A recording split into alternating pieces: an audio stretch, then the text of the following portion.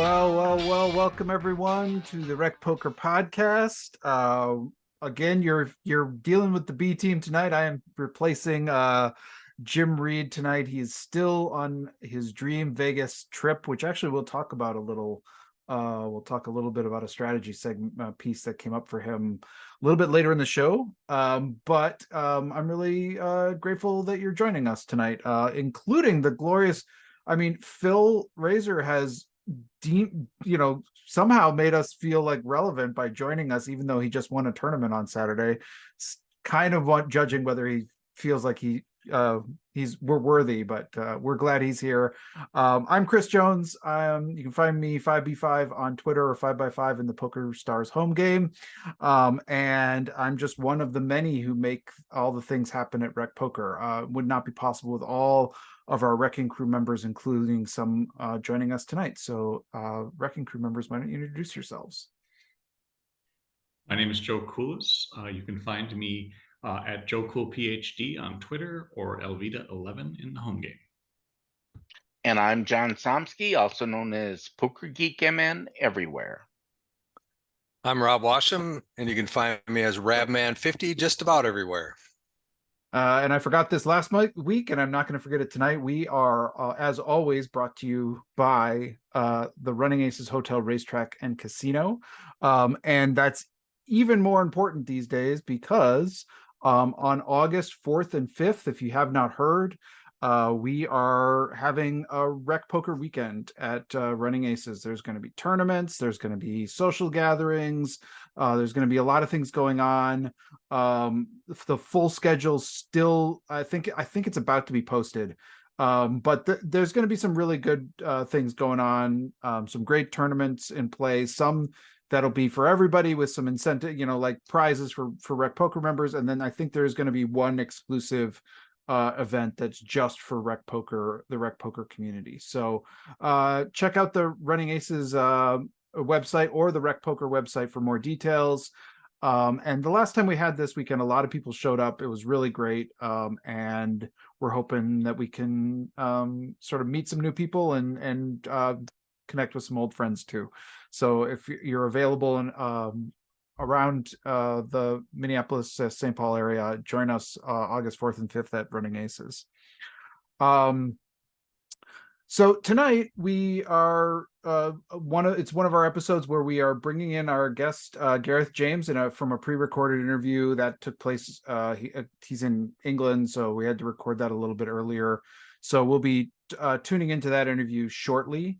But one of the things we've been doing when we've had to sort of stitch in these interviews lately is tried to bring in a little bit of some strategy talk into the episode, just to kind of give us a little sense of where we're headed and kind of give our audience who join us live a little bit something to chew on as well.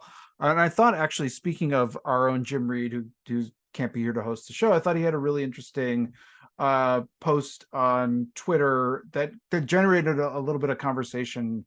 He had Andrew Brokus from Thinking Poker weigh in. He had a number of others weigh in on this spot. And I thought we could talk about it a little bit. So this is late in day one of the Monster Stack tournament.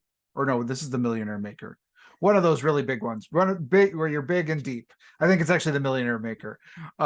He played both of them. And they're getting close to dinner break. So he's been in it for, I think, 6 or 7 hours, doing fairly well. He's got a 55 big blind stack.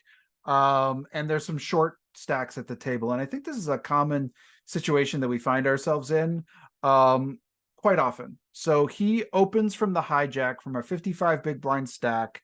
And he opens like 2.5 or 2.1 big blinds, he says. And the small blind, who has 12 big blinds, shoves. And then the big blind, which has 26 big blinds, shoves behind. And now it folds back to Jim. Well, actually, no, it just comes back it's back on Jim. And he was asking, he didn't quite start by revealing what he had. He just said, what's the worst hand that you would be holding in this situation where you would be calling? And he was kind of curious about the responses, thinking a little bit about the ranges of these two players, the 12 big blind shove from the small blind, 26 big blind over shove from the big blind. And now he's sitting there, it's half his stack. If he loses to the big blind, it's half his stack going away. But there's also a lot of chips in the middle. So what is, and I would just kind of like, maybe we could just kind of popcorn around here. What's your instinct about, like, what's the worst pair that you're calling with, and what's the worst non-pair that you're calling with here? Well, so who was the 12 blind shover? That was the small blind. Small blind. So they could be doing that with a pretty wide range. It could be a ragged ace. Yep. It could be king queen suited. But then once you have the big blind shoving, that's got to be something a little bit more substantial.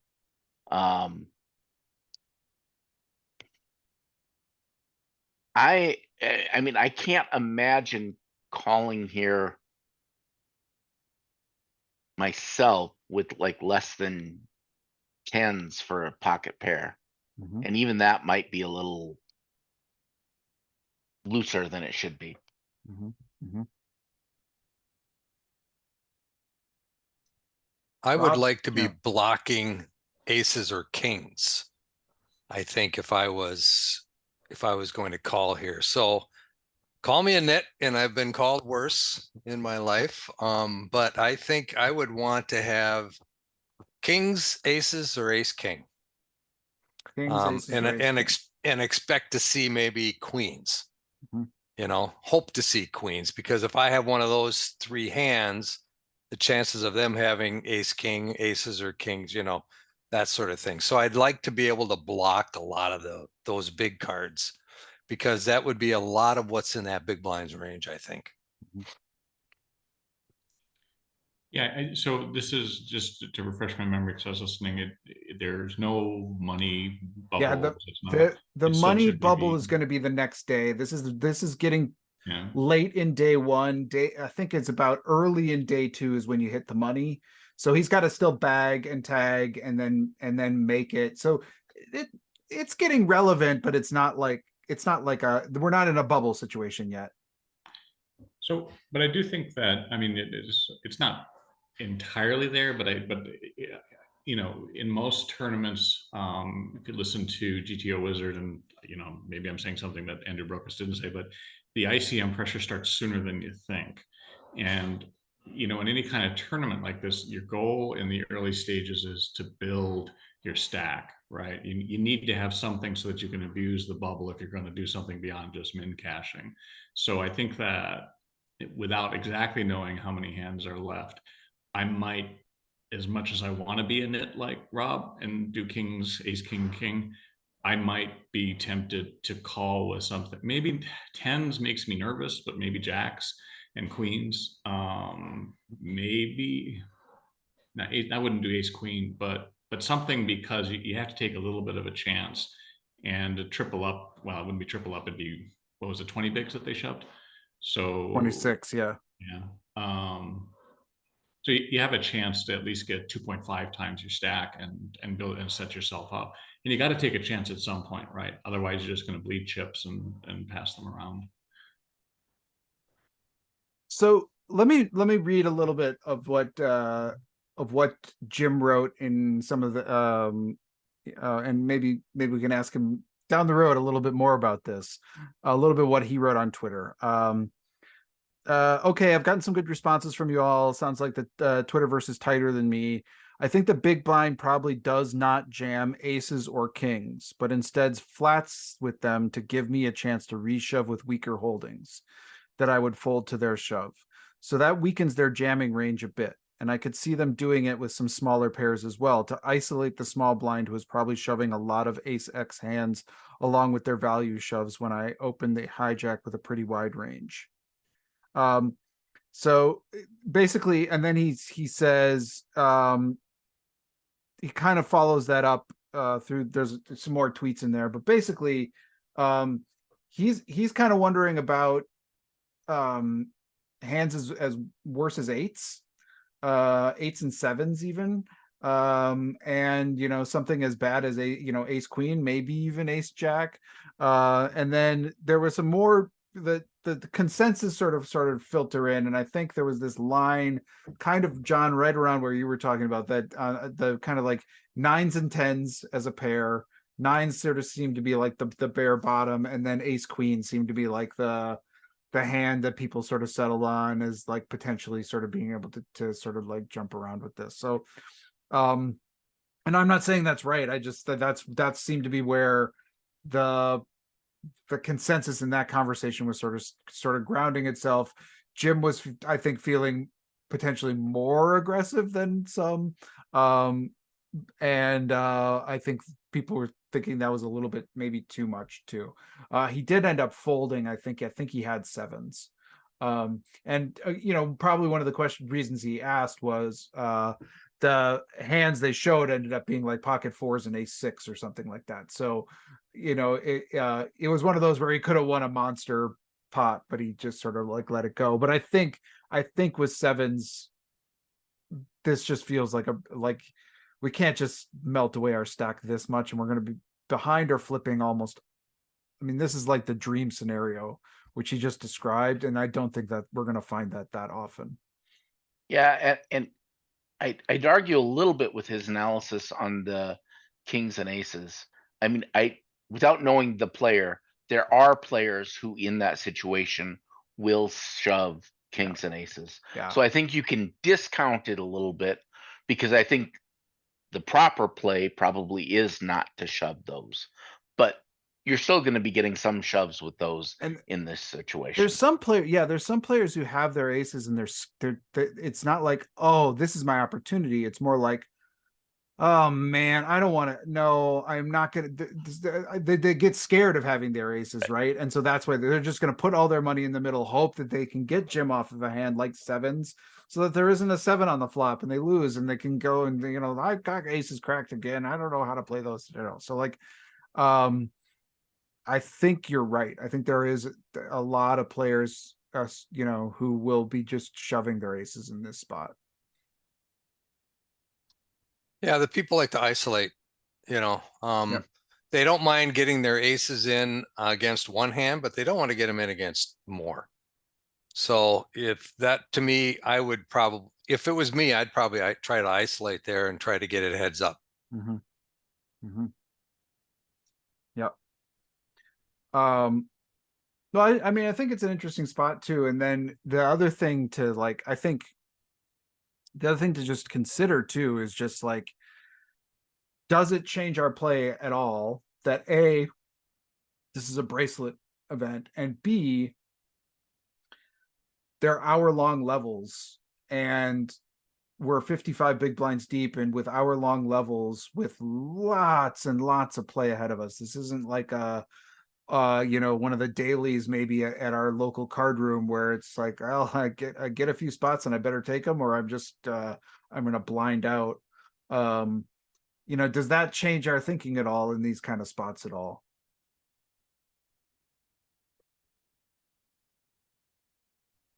Well, it shouldn't, but it might. Right. I do like the fact that it's long levels, and that makes it, you can be a lot more patient. You don't have to push the edges. If this was a daily at, a local casino for $120 and they're 20-minute blinds, well, yeah, you have to jam there. You have to call that jam. But in this type of situation where it is deep and the blinds last a long time, you don't have to push the edges quite so hard. Yep. Yeah, I think I agree with that too. In this type of situation, it's not clear that that's a winning hand. I'm actually really shocked. Which one was the one that had the 26 big blinds? The fours or the ace six? I'd have to actually. I think it was the fours. I think it was pocket fours that did that. I find that slightly better, but still, I mean, pushing to race and Yeah. I mean, you have to have a read. I mean, that your small blind opponent can be extraordinarily wide, and that Jim is either a nit or reckless, like that he's opening too wide, so he's going to fold a ton of stuff, or he's just a nit and he's going to fold everything once we do this jam. Because jamming, pocket four. I mean, I agree.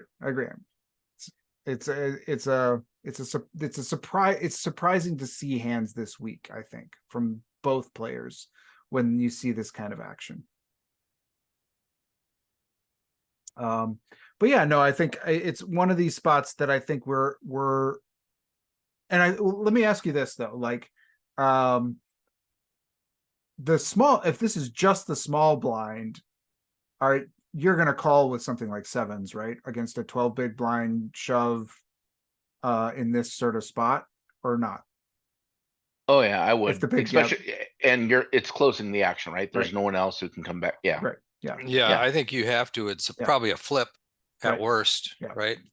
Yeah, I think so too. I think you have to call there. And I think that's one of the things that, like, we can get into these situations where we're like, okay, I'm ready. I'm, the small blind shoves, I'm ready to go. And then the big blind sort of changes our plans a lot. And I think that can happen a lot in these sort of scenarios, and we have to sort of be prepared for them.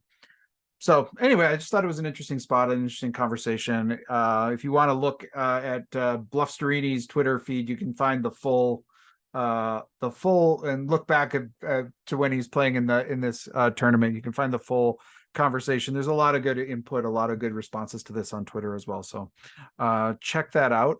But for now, I think I'm going to shift us over to the Gareth James interview. So we'll listen to that, and we'll be right back. All right. Well, I'm excited to be joined again by the one and only Gareth James here on the RecPoker podcast. Gareth, you've been on the show before. You've written a book before. Suddenly this is kind of seeming kind of old hat. I can't wait to see what kind of new stones we can uncover today. Thanks for coming on the RecPoker podcast. Well, thanks very much for inviting me back on. And I'm excited because this is my first solo project. The last book was with Trisha. Great book, great project that I did with Trisha.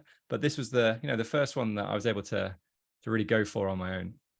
Yeah, and that was actually one of the things I wanted to talk to you about. So you've already written a book with Dr. Trish Cardner. I think it's one of those, we haven't done it in the book study yet, which we are remiss in, because it's one of those that I think really helps you prepare for the game of poker. Well, why don't you plug that one a little bit, and then we'll talk about kind of the writing experience and how it's different. Tell us a little bit about writing that first book, just for folks that may not have caught the first episode where we had John. Yeah, so the first book is called Purposeful Practice for Poker. And that was the book I, as you said, wrote with Dr. Trisha Cardner, my podcast co-host. We do a podcast together called Poker on the Mind. And the goal with that book is really to show you how to set yourself up for success in terms of study and training. So there's this idea of deliberate and purposeful practice. And we're taking those ideas and showing you how to incorporate that into your own poker study and training. Awesome. This one, as you say, at the final table, is the first time you've written a book by yourself. That must have felt a little bit daunting, but also it's always kind of nice and easier to do things the second time around. What was different about the process writing it on your own? Yeah, that's a great question. So if I take you back to probably July time last year, 2022, I had this idea that I wanted to write a final table book, and I spoke to my wife about it, and I said, oh, do you know what? I might contact the publisher and just see if they're interested in this, right? And before I'd even got to write the email the next day, I received an email from the publisher saying, can we arrange a Zoom call? Because we want you to, we've got an idea for a new book. I thought, oh, this is weird how the universe works. So set up this call a couple of days later, and they said, yeah, we want you to write this book called The Final Table. That's the working title, but it's actually the title we went with in the end. Are you interested? And I thought, well, yeah, because I wanted to do a book on the final table, and this is so bizarre. I don't understand how this has happened. But yeah, so we agreed, and I signed the contract within a few days, and then they said, yeah, so we need you to do, roughly 80,000 words, and needs to be in by the end of the year. Now, this was the end of July, so we're talking 6 months to get the book in. So it's slightly different from Purposeful Practice for Poker, because Trisha and I wrote together, and there were certain sections that we'd go away and write on our own and come back and discuss and improve on. Whereas this one was, just all me. And so I thought, right, 80,000 words, let's see how we split this up, so that I can, make sure that so what I wanted to do was by the end of October, so 4 months in, have everything written, then I could edit it in November and then send it for proofreading in December. Oh my God, that sounds, just as an outsider, that sounds so daunting. That's like nightmare fuel for me, but I can't wait to hear how that went for you. It sounds really ambitious. You get your 80,000 word target, and you ticking the words off, and you see that you're not really making any progress in the first few weeks. So I thought, this is going to be tough. So all I decided to do was that I would say, right, wanting to do 5 days a week, Monday to Friday, I would write 800 words, 4,000 words, and then 20 weeks with a few weeks extra in there, because I went on my honeymoon in the middle of that. Right. I went away on a poker series for a week as well. So I thought, okay, this should be fine. Then I fell a little bit behind, so I ended up having to do something like 1,400 words, so 7,000 words a week. But by the end of October, I had the book done, and then I spent the whole of November editing it. And there are loads of hand examples. There are 130 or more hand examples in the book. So going through them all, making sure that it makes sense, making sure that what I wanted to say, everything I wanted to say was available and was written in the book. That took quite a long time. And then I sent it to proofreaders, and then you get the feedback. And there's things like, I've read the book loads of times now, and there's still things that, this doesn't actually make sense. For example, there's a bit that says, so the big blind opens and the big blind calls. And you're thinking, well, what was going through my head when I wrote this? But, when you're writing 1,400 words a day, and you're just like, trying to get things out. I'm running sims at the same time, having to wait for those to finish. I rented a server so that I could run all of these hands. So, yeah, I think the key thing to being able to write a book like this is to sort of recognize, okay, yeah, it's a lot of words. It's a big project. But if you break it down, it's like learning anything or doing anything, achieving anything. If you break it down into small bite-sized chunks, you can get there. And this is an example of how this works. Yeah, many of the prolific writers that I've read interviews from all say something similar about you have to just put words on paper every day, and at the end of it, that's how you get a book. Joe Koulos, you had something there, I think. Oh, I was just going to say, it's the same sort of thing as that I tell my students when they're writing their dissertations, that it's a page a day. It doesn't matter if it's terrible, it has to be a page. And because you're going to edit it, half of it you're going to throw away no matter what you do. And if you're trying to write it through sections, or say, well, I need to write this part before I get there, you'll never finish it, because you'll get stuck, and that'll be the roadblock. So it's good that you're using my system, Gareth. Well, it reminds me of being back at uni, actually, because they said to us when we were writing essays, don't try and edit in your head. I'm the worst person for trying to make it perfect in my head. I'm definitely a perfectionist. And so I'm trying to make this every sentence perfect in my head, and realizing I'm just not getting anywhere. So for this book, I just had to just get everything out and then edit it later, because otherwise it was never going to get written. Yeah. And I think you kind of have to give yourself credit as an editor as well, like give that future Gareth some props, because he knows what he's doing, and let writer Gareth here come and just spew, at least just to give us some working material, right? Yeah, I think that's a very common experience. Was there one particular chapter or particular aspect that you found, for whatever reason, was a little more difficult to put to paper, or to figure out how you wanted to access the information? Because I know part of your job, it's not just gathering the information and solving the strategies and figuring out what the right plays are, but it's also about distilling that down into a way that's accessible to your average recreational player, a winning serious player. So were there any parts of it that you found particularly difficult? Yeah, so the way that I decided to set the book up was sort of 8 to 10 players left, 5 to 7 players left, 3 to 4 players left, and heads up. And so it was all going swimmingly until we got to 3 to 4 players left, all fine. And then I realized how much of an expert I am not at heads up play. And so I had to take an interest. Like I thought, how do I, I don't want to pretend. I don't want to be one of those coaches or one of those authors that pretends that they are amazing at a particular aspect of it. I wanted to show the reader that actually there are going to be aspects of your game, whether it's, earlier on in the final table, maybe not in this book, but like earlier on in the tournament, there are going to be parts of your game you're not going to be very good at. I'm exactly the same. Like I'm not a heads up expert. Ideally, I would have wanted a heads up expert to write this chapter. So I took the angle of, okay, this is how I approach improvement in this area. I'm going to give you lots of hand examples from heads up play from the biggest final tables that you can see online, and some examples from my own database. And I'm going to show you how to approach it, what you should be thinking about. Because when we do the analysis of other hands, like it's quite easy. You can run them in a solver, you can explain what's going on, and you can explain, sort of describe the changes that you might want to make in terms of exploits. So if your opponents are not doing this, maybe you should do this. If they're doing this, you should do that.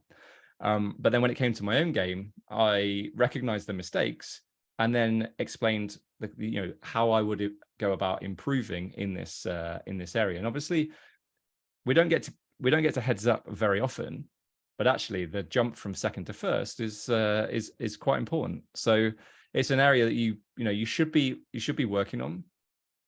But obviously there's you've got to get there in the first place. So it can be difficult to know like how much time you should spend on the different areas of the final table, and probably the areas leading up to the final table as well. So yeah, that was the hardest bit. But I wanted to sort of show that there were areas of my game that I was still working on. That I'm not a heads up expert. This book is on the whole, is on the final table. I would say I'm an expert in understanding the effects of ICM on strategies as you progress through the final table, which is fair. But then obviously when you get to heads up, there's no ICM. So all of a sudden, it's a completely different game. So that was definitely the most challenging. And as I said, I could have gone two ways with it, pretended that I was a heads up expert and just basically analyzed solver readouts. Or I could say, this is an area that I'm working on as well, and this is, let's work on it together. I love that. Yeah, and I think you said it best. We all have areas of particular strength and expertise, but it's very much like the Rec Poker mandate here, where we feel like, we're not experts, but we can help other people understand certain concepts, and we have our own areas of kind of strength where we can come and lend some expertise to people. And none of us want perfect to be the enemy of good, especially when it comes to book writing. Perfectionists like yourself, I'm sure that's a challenge, just to kind of decide that you're finished, right? That must be quite a moment when you're ready to kind of hand it over and decide that the last brushstroke has been laid. Yeah, well, I likened it, I was chatting to someone the other day, and I likened it to when I was writing music. When I was doing, when I was at school, when I went to university, I was into songwriting and producing, and I'd spend 8 hours EQing a snare drum, and it, it probably didn't improve the overall track in any kind of way, but I was, trying to get in there and just like, yeah, that sounds just a little bit. I just do a little bit more, and you reach a point with a big project like this, you're like, there's always stuff that you can improve on. I have no doubt that people will give me feedback on the book to say, we love this bit, but it would have been nice if you'd gone a little bit deeper into this example, or explain this a bit more. And that's great. Like that's what I really want. I'm not expecting this to be like, okay, yep, that's it, absolutely perfect. And I don't think any author should be like that. We're looking for an opportunity to improve and grow as poker players, as an author, as a coach. So I think it's just you reach a point where good is good enough. I remember someone said that to me once as a perfectionist, good is good enough. And I struggle with that, if I'm honest, but you have to go with that. Otherwise the book was never going to get, submitted. I feel that for sure. Joe? So I guess one of the questions is kind of based on what you were just saying is, you know, here at Rec Poker, we have a slightly different audience group than at a lot of training sites.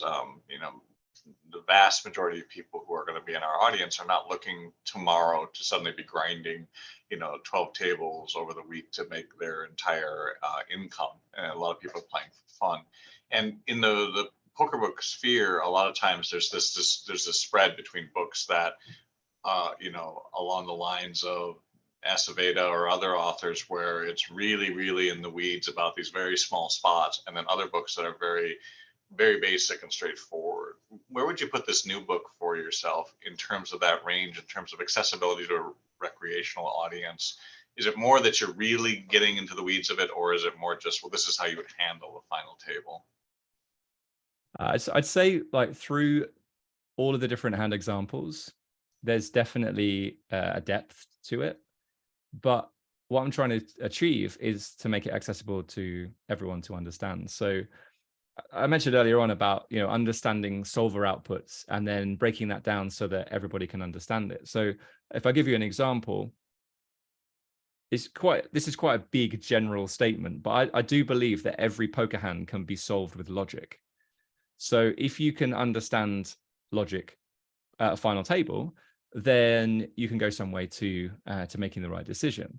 So for example, there might be a situation where somebody raises and you're in the big blind and the solver says that you should shove 2s, 3s, and 4s, but then call with 5s, 6s, 7s, 8s, and then you can jam 9s plus. So you're like, so now you've got to try and think, okay, what's the logic here? And so what I do in the book, there's a section on logical thought process. So let's think about why 2s, 3s, and 4s might be a jam, but then 5s, 6s, 7s, and 8s is actually a call. We go one step further and we say, okay, what's my opponent calling with? Okay, my opponent is going to call with 8s plus. So if I shove 7s, I'm only getting called by better hands. That doesn't make sense. But so why am I shoving 4s? Well, actually 5s and 6s folds. So I can get some better hands to fold if I shove 2s, 3s, and 4s. But if I shove 8s, they're always calling with 9s. That doesn't make sense. And a similar thing happens with ace-x hands. So, you know, you might shove ace-2 suited because you can get some better ace-x hands to fold, but you might flat ace-10 suited. So ace-10 suited is a better hand. It's probably still profitable to jam, but it's just going to make more EV by calling rather than jamming. Whereas ace-2, you can get all those better ace-x hands to fold, deny equity.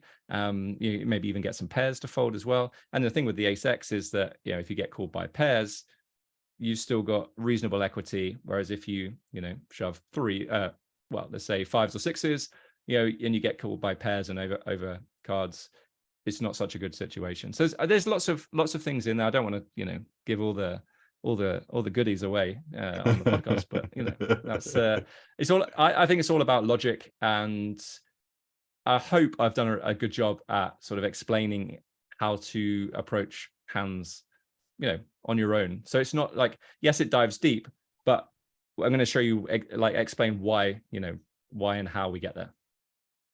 Yeah, I think that's actually a very helpful way to think about it. That you know, most recreational players are not going to be able to memorize chart after chart after chart of what to do, and a better understanding of, in terms of the process or the logical route, helps to maximize that study time. So I think that's great.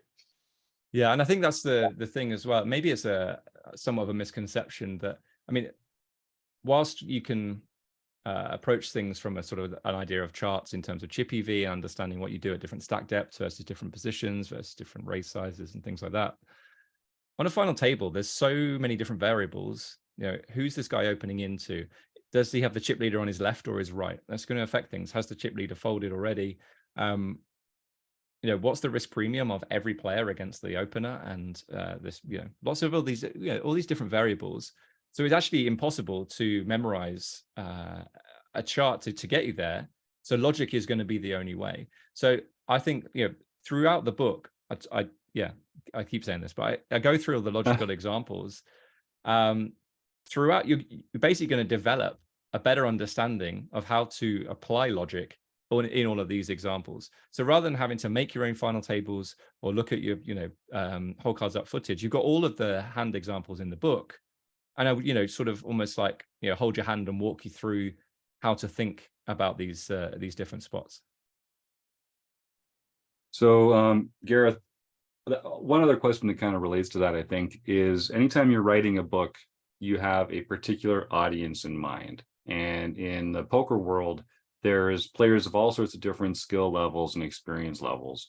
Now that you've written a couple of these, and I know you're constantly calibrating your tone and your voice, and not your voice, but like the language that you use. How do you sort of decide what skill level or experience level to speak to, and how does that impact the material that you choose to analyze and the ways that you present it? Yeah, that's a good one. I really want to say that the book is for everyone, and and I know that's a really bold claim, but the reason why I think it is because some of the examples in this book are taken from the highest buy-in tournaments online. And these are, you know, quote unquote, who we believe to be the best players in the world, and they are making mistakes. So, yeah, I'm not going to believe that some of these best players in the world are going to go out to the, you know, bookstore, Amazon or D&B's website and buy this book because they think they're going to get value from it. But honestly, I think they would. So, yeah, I think everybody can take a lot from it. But I think, you know, the sort of the low mid stakes players are going to, take a lot from this book in terms of, like, you know, target audience. Yeah, I mean, you know, I work a lot with recreational and part-time players as well, and so I'm always thinking about, you know, what kind of things do they get wrong? How can I work that into the book, that sort of angle and that understanding, misconceptions? How do we get around that? So, you know, I do actually work with some high stakes elite players as well on final table strategy, but overall, like, the majority of my work is with, you know, low and mid stakes MTT players. So that's one thing I want to talk about a little bit, because I think final tables are so important, especially for recreational players, because you're not going to make that many of them just because it's hard to make a final table. Not because, you know, recreational players aren't skilled. It's just because you're not putting the volume in that regular players are going to put in. So, you know, making final tables is hard. It's rare. Obviously, only 9 players out of every tournament do it. And it's where all the biggest, most expensive decisions are made, which means that it's where the most expensive mistakes are made. And it's an area that I think is kind of difficult to naturally practice for, because it's hard to simulate the different factors that are at work approaching a final table and at a final table. Obviously, ICM is going to be a major one of these factors.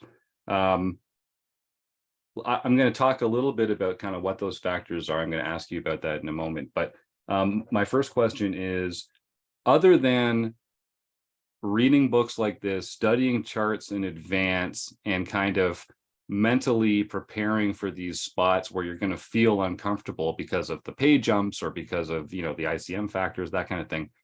Other than that kind of mental prep, a visualization, what are some ways that we can actually practice time at the final table or experiences at the final table? Like, what can we do so that when we actually make a final table, that's not the first time that we're thinking about some of these things? Yeah, so I actually have a chapter at the end of the book called Continuous Improvement, and I actually go through different ideas and examples of ways that you can approach study and making sure that you can train in the best way possible, so that when you do land on your next final table, you're as prepared as you possibly can be. So I mentioned it before about whole cards up footage, you know, running your own sims. It's quite a useful thing to do. You can see what, you know, supposedly the best players in the world are doing. And I say supposedly because sometimes we can put these players on a pedestal and believe that what they're doing is correct. And you think, oh yeah, well, they, you know, 5-bet jammed king 3 off. That must be a thing. Like, the solver probably loves it.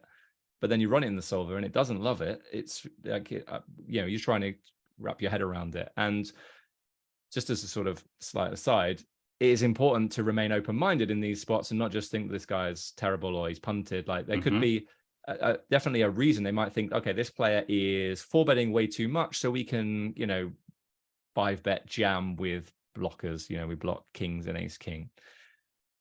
You know, I'm trying to like, you know, find an angle where that might be okay. You Right. But, you know, I think starting from an equilibrium point of view and saying, okay, this is what equilibrium looks like, and then comparing it is quite important. There are, you know, various apps out there, you know, DTO Preflop, GTO Wizard, have just as a couple that I've used, have final table, certainly preflop sims already loaded in, so you can practice preflop situations within those apps. And there are, you know, I know there are other apps available. I just haven't used them, so I wouldn't be able to comment on them. So there's that you know, whole cards up footage, running your own sims, training and drilling those situations with pre-flop trainers. Actually just getting into and having a discussion with somebody else and trying to convince them logically why this would be good, I think is really, really good. Because, you know, sometimes I remember it was several years ago and we were analyzing a final table, and there was a group of us, and we were being mentored by Patrick Leonard at the time. And we were discussing the hand, and we didn't, like, he wasn't on the call yet, so we were just discussing this hand. And I think it was a hand with Tonka and somebody else. And I said something out loud. I said, you know, I think, you know, he's limping all of these hands because he's raising and jamming these hands. All of a sudden, Pads, you know, I hear Pads say, no, that's completely wrong. And I thought, oh, okay. And sometimes you need somebody else just to sort of guide you in the right direction and say, no, this is wrong. Like, if you believe everything that you say and in a study session, or even every time you play, you think you're getting it right every single time, but you're so far off. You know, you need to be having these discussions with other players, and hopefully better players as well, if you can, who are going to guide you in the right direction. So, but like, I've done study sessions, or I've done sessions with people who are not, you know, quote unquote, playing as high as me, or might not be as good as me, but I can learn from them as well. If I say something, it's almost like when you say something and then you almost want to catch it before it's come out, because you realize it's absolute nonsense. And that's where this logic, this idea of, you know, logical thought process comes in. If you can get better at that process, that's really how you're going to improve. I love hearing you talk about that kind of stuff, Gareth, because as you know, here at RecPoker, we're all about, you know, leveraging our social connection with other people to get the most out of ourselves and each other when it comes to poker strategy, and defending your assumptions to other people, questioning other people's assumptions. You know, it's very difficult to shine that objective light on your own thinking process. Having other people there to kind of pierce the veil a little bit, I think is crucial. Can I just say, please. Like, so I don't know if it's poker players in general, and I include myself in this, or just people in general. No one likes to be told they're wrong, right? Right. Nobody. It's not a nice feeling, and especially if it's something that you've believed for a long time, and then you say something and you're like, no, actually, no, this is how you should be thinking about it. You know, what about this angle? Yeah, and I think that's something that I learned as we were coming through, and I was, you know, through this being mentored by Pads several years ago, to be a bit more humble, to be a bit more like, do you know what? I don't know everything about this game, and I think that's almost why I decided to do the heads up chapter as I did, right? I didn't want to go down the route of like, yes, I can beat anyone heads up. That's not me. I've not studied heads up enough to be able to say that. But I am humble enough to say it's not the best area of my final table game. So yeah, I think it's really important that we are not defensive, but I think somehow we just tend to be a little bit. And I think sometimes if you can not be defensive, we could learn a lot quicker and get to where we want to be a lot quicker. Joe? I was just going to say, that's just you, Gareth. You're the only person. Okay, well, that's fine. I'm working on it. So there's a point of constructive criticism for you, Gareth, that you can take and work on that.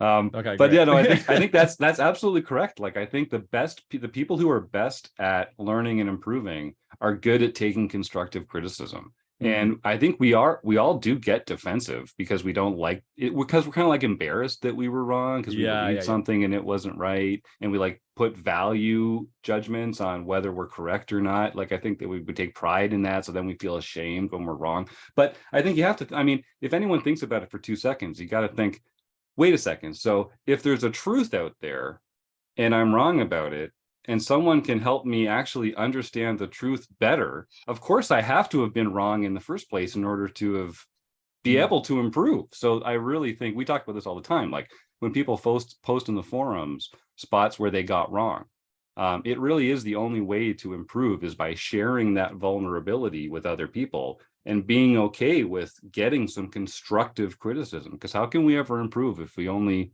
ever talk about the things that we're right about, right? How can you ever learn from a mistake, Joe?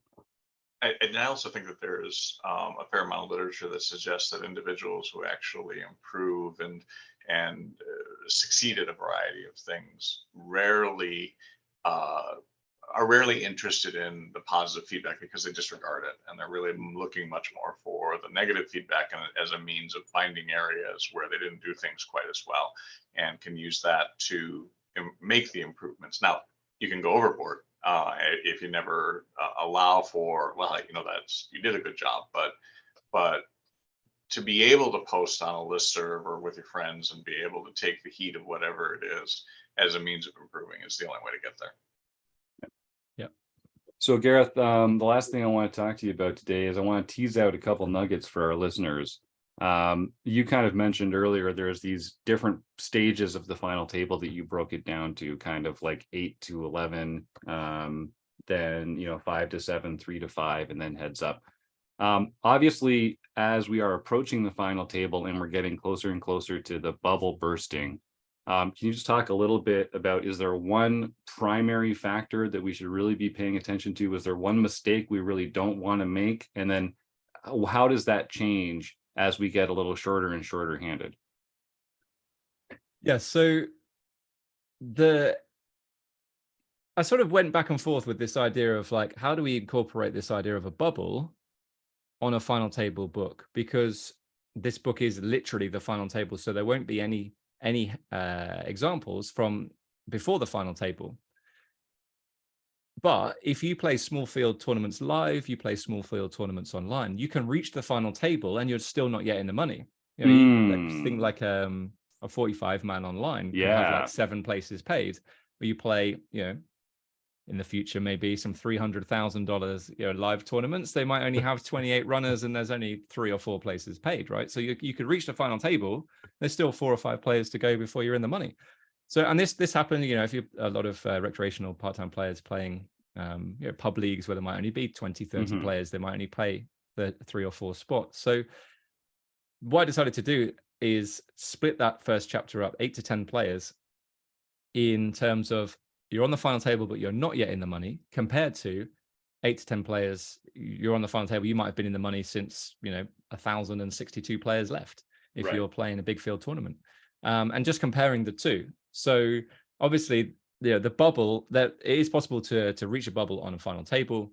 The key difference between that and the actual bubble, which is not something that I discuss in the book because it's not, we'll do another book called The Money Bubble or something. Yes. Is there's a big jump between, let's say, the 7 places paid. So the big jump between 8th and 7th, 8th gets 0, 7th gets whatever. But not only that, but you're then only 6 places away from winning.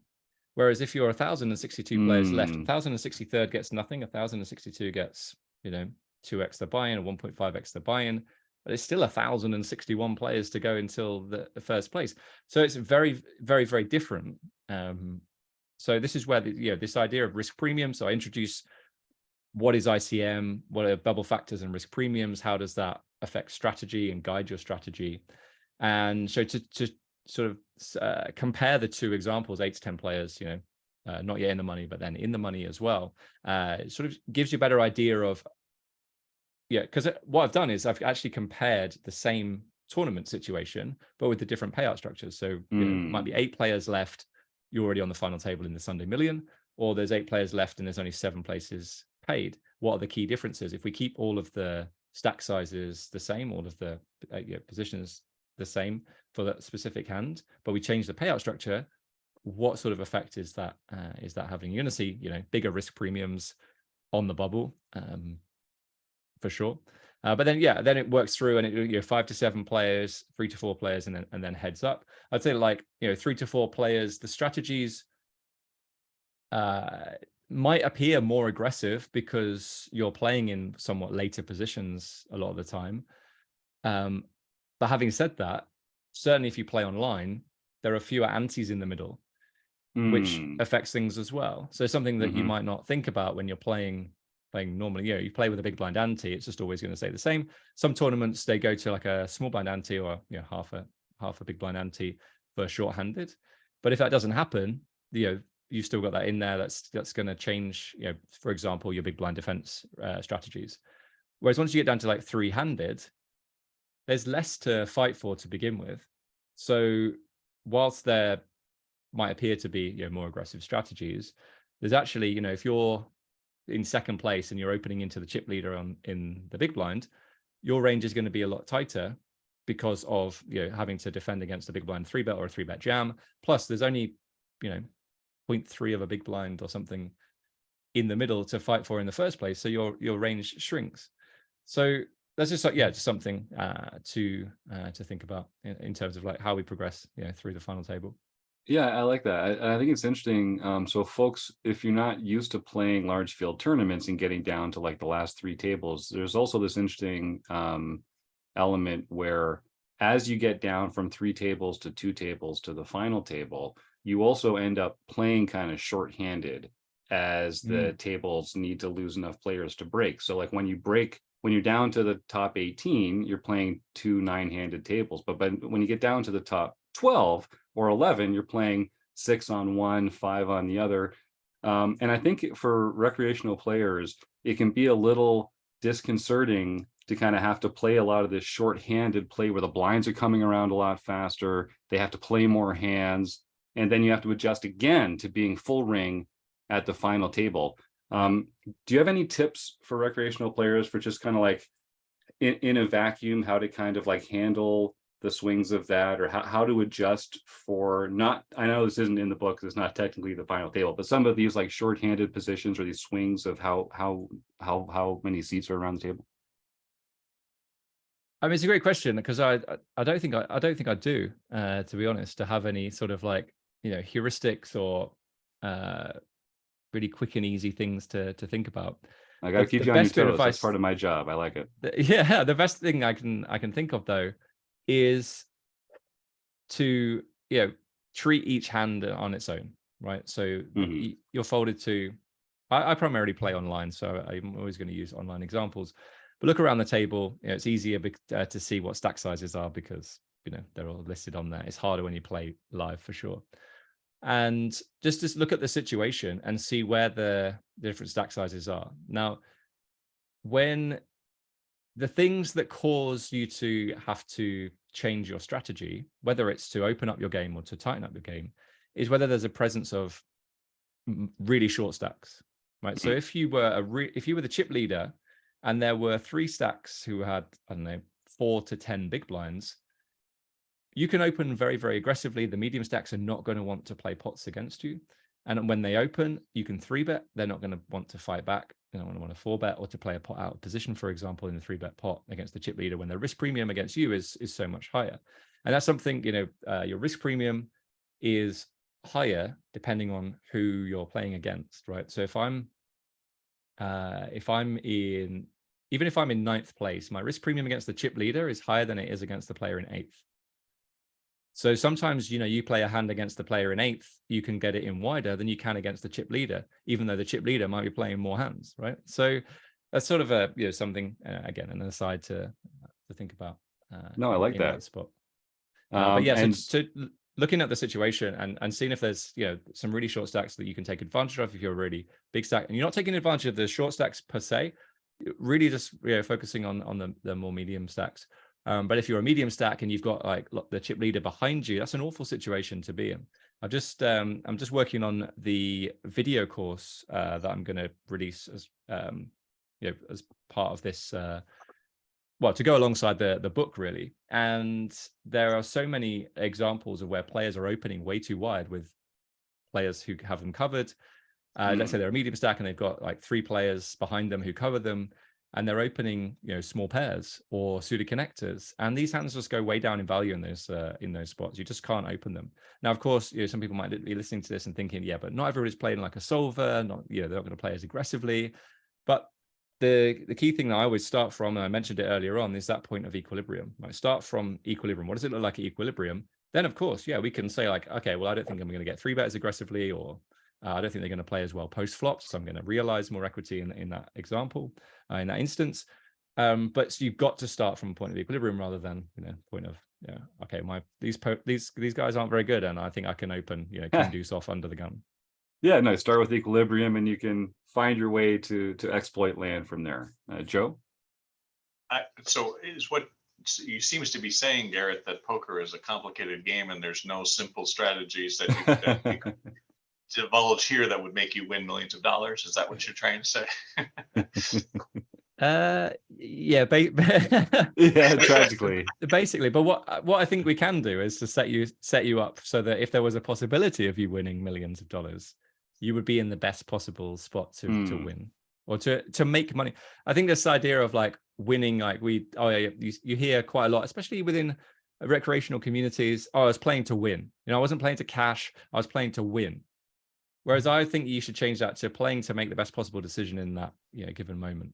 It doesn't always mean, like, for example, I could say, I used to say this quite a lot, if it's plus EV, you should take it. But it might be like a super marginal plus EV spot in a really soft tournament. Maybe you don't need to take it.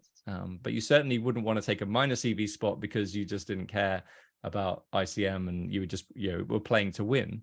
I think the goal is really to make the most money. And so if you take the highest EV line every single time over the course of your career, you're going to make the most money.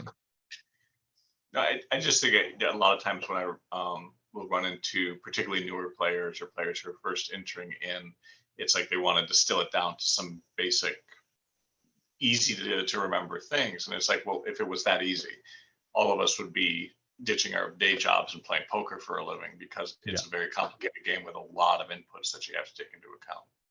Yeah, I agree. It's there's that famous saying, isn't it? It's like it takes a day to learn and a lifetime to master. Is that it? I always butcher these. No, you nailed it. I nailed it. Okay. yeah. For Bello or something. It was a commercial in the 80s, but okay. No, it's true though. And thank God, I hope I never master this beautiful game. I get so much fun and pleasure out of studying it and talking about it with people. It would really dry up on the vine for me if we ever actually got to actually solve it in a way that made this study and discussion obsolete. So I hope that never happens. but then you reach a point where it's like the only reason you're not winning is because of variance. Right. As soon as you reach that point, then I feel like you've lost, because there's always stuff that you can work on. Yeah. Plus now you're really gambling at that point. Like when no one has an edge and you're really just trading the chips around based on how the cards come out. Like that's arguably kind of even less of a skill game. If you think about it, when everyone's at the same level of skill. Okay, we won't go too far down that path. But, so Gareth, you mentioned this video series that's coming out. So how does that complement the book? I know you mentioned, because the book is full of hand examples and ways to kind of get at the principle that you're trying to discuss at each point in it. How does the video series kind of work along with the book? Yeah, so it's very similar in the way that it's set up, but the hand examples are completely different. So what I didn't want to do is just produce a video book that went through all the hand examples from the book. I think I said video book, but a video series that went through all of the examples in the book, right? You've already got all of the explanations that you need in the book, right? You don't need me to go through those hands all over again. But if I sort of give you like the secret to how I came up with these hand examples, I might look through my own database, put whole cards up, you can see all of the whole cards on your own final table. Basically any hand that went to showdown, you can see it. And you play through those and you see some mistakes. And I think if people are making these, mistakes here, there's a chance that someone reading this book is going to be making some similar mistakes. And then you could do the same thing. You watch whole cards up footage. And I sat through, how some of the best American sports coaches, and they probably do it in the UK, but I feel like American sports coaches do this more, where they sit and they watch hours and hours of game tape, right? That's essentially what I did. I sat and watched hours and hours and hours of whole cards up footage, and I looked at something and I would say, okay, this looks like a mistake. I think this is a mistake. From my current level of understanding, this looks like a mistake. I think this would make a great teaching point. And so I'd run the sim, and most of the time it would, yeah, I would be right. But there were some times when I was getting it wrong. I thought, no, it isn't a mistake. But then there was something else that happened in the hand. I was like, oh, I didn't even realize this was happening. There's an example in the book where the big blind's supposed to donk jam on a final table. And I thought, oh, well, that's interesting because we don't see that very often. So that's something that we can learn from. So what I did for this video series is take a look at the final table from the Scoop main event that's just happened, the 109, and see all of the mistakes, because in a 109 you would expect there to be more mistakes than in the 1K and in the 10K. Now, I haven't done this yet, but I'm hoping to in the future do a similar series for the 1K and the 10K, and then be able to compare the different approaches. Because as I said, we shouldn't be seeing as many mistakes in the 10K as we do in the 109. So I thought, let's start with the 109. These are some mistakes that I think lower mid-stakes players are probably making, recreational part-time players making as well. So, you know, this is how we can approach this. So that, yeah, the book is laid out in a series of hand examples, as you said, and the hand is described, and then you get, you know, a quick question that says, what would you do here? Would you fold? Would you raise? Would you jam? Would you limp? You know, what would you do? The video series is exactly the same, but it includes quizzes, you know, interactive quizzes, rather than, you know, reading through the book and having to circle the answer or tick a box. There's some tick box exercises throughout the book. The video series, interactive quiz, get you thinking about the spot, and then you get a video explanation, you know, rather than a written explanation. So it goes a little bit, yeah, potentially more detail. It's like an extension, though, of you know, of the book. I love that. And I think for, you know, different people learn in different ways too. And so having multiple ways to kind of access the information and the way that you relate it is probably going to be helpful for people as well. So we'll include the links that for the show notes. This is all coming out. This episode is going to drop on June 30th. So I believe these are already available in the UK, and they'll be available in the US as of July 1st. Is that right? Yeah, that's right. So you can buy the book. Yeah, I guess if it comes out on the 30th of June, you can buy the book in the UK and Europe. And then it's released in the US on the 1st of July. So if you're that side of the world, you know, Canada and US and Mexico and all the rest of those Brazil, weird countries over there, yeah, across the pond, then you can pick it up after the 1st of July. It'll start you know, being sent out, start posted then. And but there's an ebook version as well. The ebook version is being released on the 1st of July as well. And where's the best? Is it D&B? Is that the best place for folks to go to get their copies? Yeah, D&B's website. So yeah, I'm sure you'll put a link for that.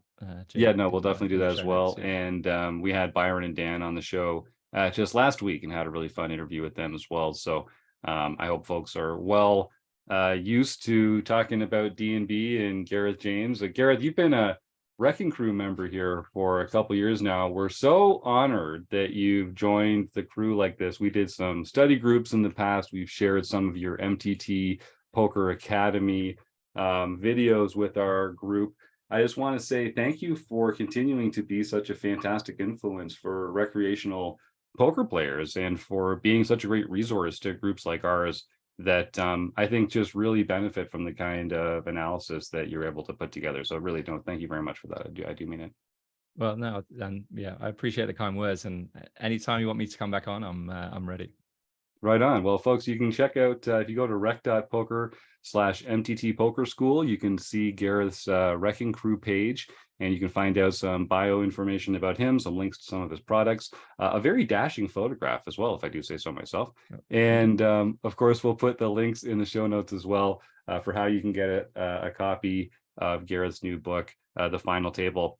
Gareth, is there one place in particular where you'd like people to contact you if they want to get together, a social media platform or an email address or something like that? If folks want to connect more personally, what's the best place for them to find you? Yeah, so I would say the website, mttpokerschool.com. So there's ways to contact me. There's all the social media links on there, and there's information about my programs as well. All right. Well, we're going to head back to the rest of the podcast here with the rest of the RECing Crew members live on YouTube. But thanks again, Gareth. And thanks, Joe, for being a great part of the interview today. And we'll look forward to the next chance we get to connect. Cool. Thanks, guys. Take care. And we're back. So for our live studio audience, you are fully know we haven't heard this, but I'm sure this was a good interview. Gareth James is I think it's one of the best interviews Jim's ever done. Yeah, it does feel that way. It does feel that way. And that's probably no credit to Jim. It's probably more credit to Gareth James. Speaking of which, stay tuned. The co-host was the reason that. Well, yeah. I mean, that's clearly. When you have somebody this talented tee up an interview like that, it goes flawlessly once they start going. But stay tuned for the end of this broadcast, because we are going to be giving away Gareth James' new book, The Final Table. So that'll be part of our food bank drawing. If you want to start typing food bank into the chat, we will be giving away that book to one lucky winner. But in the interim, John, why don't you take us away on some home game results? Well, we do have some interesting results this week, starting with Carl 0621. Got his second nightly victory for the year. Matty Bumpo got his first daily nightly victory. Matter of fact, first victory lifetime. Ooh. Then we have GF Hawk, Eric Romo, got his fourth nightly victory for the year. Then GF Hawk, Eric Romo, got his fifth nightly victory for the year. Then GF Hawk, Eric Romo, got his sixth nightly victory for a year. Yes, that's 3 in a row. Wow. That is the hat trick. I do believe that is the first time in RecPoker history that has been accomplished. Wow. That's tough to do. That is tough to do. Very impressive. That's some run good right there. I'm telling you, because that's tough to do in these games. That's very tough to do. I double checked the numbers, and it wasn't like these were 2, 3, and 4 player fields. They were our normal average sizes, and it was very impressive feat. Wow, congratulations. That's pretty impressive. Then on the 24th, Michael Babker got his sixth nightly victory for the year. Nicely done, Michael. And Uncle Tobbs Cabin won the daily mixed event, his first for the year. Ket Geek got his fourth international victory for the year. And Evil Roy CA, David Westerveld, got his second international victory for the year. That brings him up to 54 for anyone who is keeping track and trying to overcome him. Who's closest on the heels? I believe it might be Keki Jr. Give me a second vamp for a little bit, and I'll look it up. Isn't Pet Vet should be right up there too, I know somewhere. Kim's somewhere up there. I just didn't know who was sort of not quite nipping at the heels. It's because I think there's a sizable gap there, but yeah. Okay, so we have actually it's still Magra 44 with 45 total wins. Oh, that is kind of nipping at the heels, actually. That's pretty good. Yeah. And then Kim Kilroy has 43. Wow. So, and remember, David has 54. So that's still, it's going to be hard to catch him unless someone really starts winning 3 in a row every maybe week. GF Hawk, man. Yeah. Exactly. Well, he is at 24 now, so that's nothing to. He just needs to win 30 in a row now, and then he's right there. 10 weeks. I'm still at 2, right? 2. Yeah. I don't know. My chart doesn't go that low. I can't really. Then we have John Lutzy. John Lutzy won the daily LPP event, so he can contact info at rec.poker for his free month at Learn Pro Poker. Awesome. Thanks, John. It's really fun to see some of those new names show up too, along with the people at 54 wins. It's nice to see the first time winners. That's always fun. Rob, why don't you catch us a little up on where we're on with the book study and where we're headed? Well, we're doing GTO Poker Simplified by Darrow Carney with Barry Carter.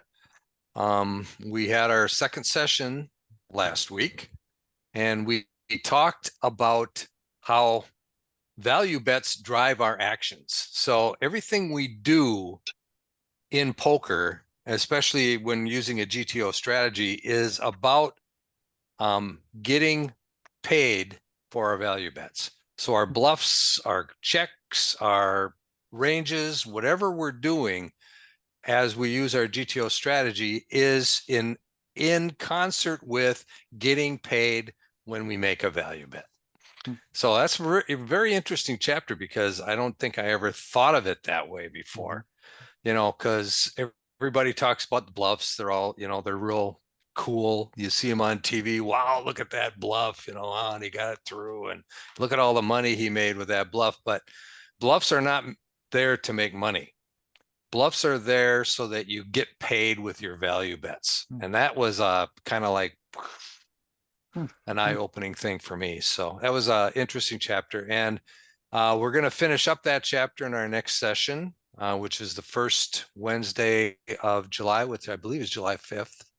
And then we're going to be getting into range advantage and nut advantage. And those are topics that we use when we determine when to c-bet, how often to c-bet, and how much to c-bet. So that should be an interesting topic. I think just to, push Rob's presentations, when you really look at how he combined Matros's Poker Brain book, talked about, the most important, or the highest level of value you get from your hands is aces and kings, right? Those are always going to make you the most money, which fits into the concept that Rob is talking about in terms of your value bets, or where you're going to make most of your money rather than your bluffs. It's nice the way that Rob is combining those two books in sequence, so you can really see how those things go across the two. It's not just these random people saying random things. There's really some thought and consistency across them, and I really encourage people to get involved in Rob's book study, because I think there's a lot of knowledge that's coming out of those presentations. Yeah, and there's a huge archive of these. Like if you wanted to catch up on this current one, or just want to follow up on some of the books that you missed, all of those are available on the RecPoker website, and there's a pretty impressively large library now of those. So that's something you can spend some time looking back on. Joe, for speaking, what's going on in your neck of the woods? Nothing good. Nothing good. No. So we just it may have been last week or a couple of weeks ago, I can't remember now. But we had a presentation that I think pretty well. Sparsely attended, but we had a number of people and talked about some basic foibles and difficulties that individuals, when they're starting poker, have in terms of learning the language of poker, in terms of, how will I deal with some of the problems that I run into.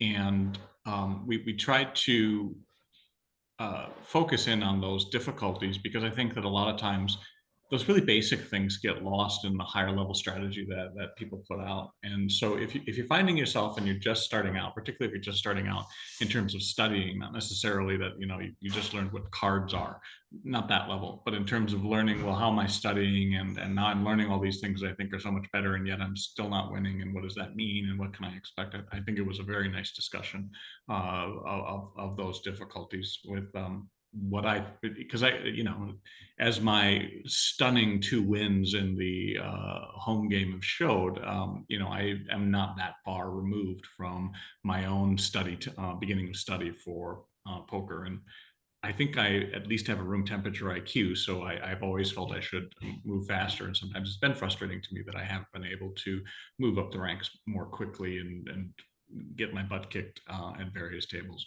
So I think that I tried to pull from some of my experiences there, and then apply some things that I've learned in psychology to that outcome. And hopefully it helps people in that regard. And when's the next one? It's the 3rd week in July. Okay. So I think that makes it the 6th, 13th, the 20th, I believe, of July. Okay, great. So hopefully people can tune into that as well. And I'll just say on my end, this is going to be that kind of odd month for the deep dive. We're not going to have a playing session going into July, but we're going to be doing, just because we had so many people gone and traveling and WSOPs going on, So we're going to do a little bit of like self-analysis, leak finding kind of. It's going to be a little bit different than what we've typically done. But we'll get back to the playing sessions that we've been having. Those have been going really well. So if you're wanting to put that on your calendar, it'll be the 4th Monday of July is when our next playing session will be. And we'll be kind of getting back into the groove for that then, once everyone's come back and won millions at the WSOP. All right, I think it's time to do our food bank drawing, so that there are no controversy. I just want to list our names in order. We've got Phil first that I'm seeing, Evil Roy second, Luke O third, the RRCCC fourth, and Joe Rafter fifth. Is that what everyone else is seeing? Anybody I'm missing? Okay. Looks good. I'm rolling another boring boxcar. I bought all these dice, and it's always the boxcar. Hey, Chris, Yeah. for every 6 you roll, I'll give Tim the food bank. All right. Here we go. Oh, it's a 3. Yeah. So that means Luke O, you are our winner. The prize is Gareth James' final table book, which I've heard is phenomenal. I haven't had a chance to read it yet, but contact info at RecPoker to claim your prize, and we'll be sure you get that book out. And I imagine that may be a book study book at some point, maybe, Rob. I don't want to commit you to anything, but I think it's been one that's been getting some attention. So Yeah, I let people decide. So Right. there'll be another poll when this one's done, and it will be on the poll this time, because when I put the poll out last time, Gareth James sent a Twitter response back to say, "Hey, how about this?" Well, it hadn't even come out yet, so it was pretty hard to do. Right. Anyway, I told him I would add it to the next poll. So it will be on the poll, so it could be chosen. I And think you there's- did commit him to it, Chris. I don't, Yeah, maybe. Yeah. There's some questions about the verifying the dice roll. I actually did try to jerry rig like a little bit of a thing. I don't have the skills to do it, and it was too much effort. So if anybody has an idea of how to jerry rig like a weird camera that would like feed into this, I am willing to try to do it. And to make it clear, that is to show the dice roll, not to manipulate or in any Correct. way Correct. influence the dice roll. Correct. Except if Phil wins, then we sort of nudge it and it sort of knocks Yeah. over, and then we get somebody else to win. Yeah. Okay. So with that, I think we're gonna close up shop. So I would just want to thank everybody for tuning in. I want to thank Rob, Joe, John for getting us through this. Thank Running Aces Hotel, Racetrack, and Casino, and mostly you, the listeners. Next week we'll be back with our regular old host, Jim Reid. Until then, thanks for tuning in. We'll see you next time.